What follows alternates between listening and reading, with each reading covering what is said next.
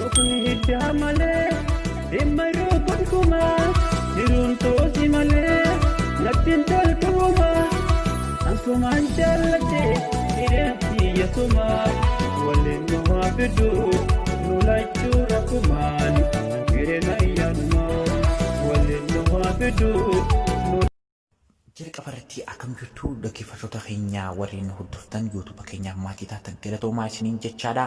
Tokko fara kan isin gaafannu arrantana waa'ee jaalalaa, hiiktii jaalalaa fi jaalala keessatti waan baay'ee darsaatee akka qabannee isin dhufneeti jirra.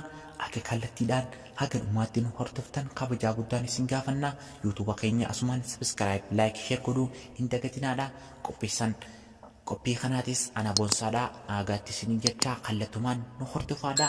Galatoomaa warri YouTube keenyaaf maatii taatan hanga ammaatti baay'ee isin galatoofanna. Galatoomaa kallattumaan karaa qophiitti isin dabarsinaa nu hordofa.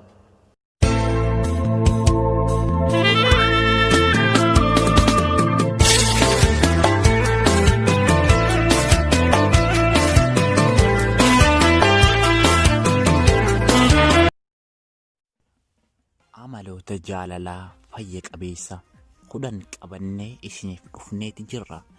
Akka haga dhumaatti nu hordoftan abdii isinirraa qabna. Xiinsammuu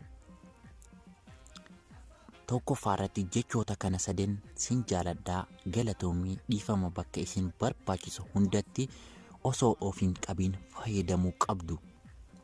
Lamaffaa yoo balleessaan walirratti argitan hiriyaa biraa fi feesbuukii fi namoota birootti haasa'uu dhiistanii kallattumaan walitti haasa'uun barbaachisaadha.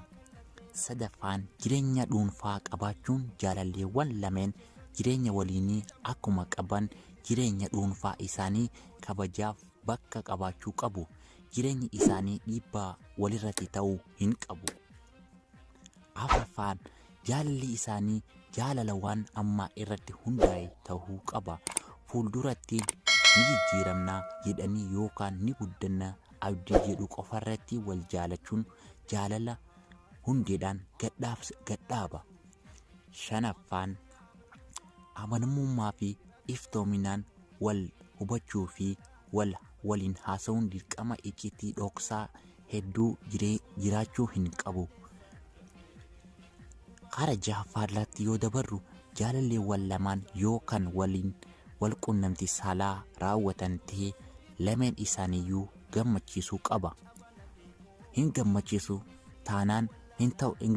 ta'uu baannaan jaalalli isaanii lameen gidduu jiru dhugaa ta'uu isaa nama shakkisiisa. Torbaffaan yeroo qaamaan wal arganis ta'ee yeroo bilbilaan walitti haasawan isha jaalalleen isiidhaa ishee kofalchiisuu fi gammachiisuu qaba.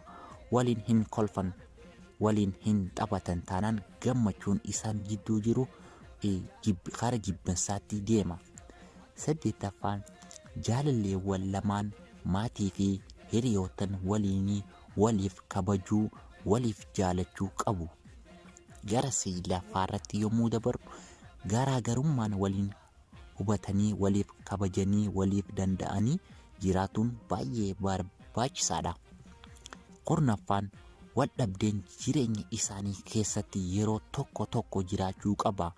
Wal dhabdeen tasuma hin jiraatu taanaan gad fageenyaan jaalalli isaanii shakkisiisaadha.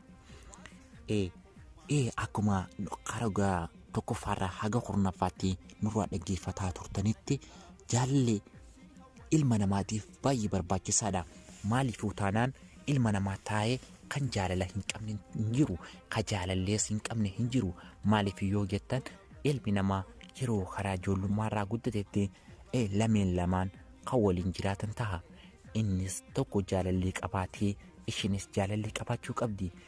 Dirqama sun ta'uu qabuu baannaan namni jaalallee hin qabne hin jiru. Jechoota kana akka irraa fayyadamtan abdii qabna. Jechoota kana warri wal jaalattanis akka irraa fayyadamtan kabajaa guddaan isin gaafanna.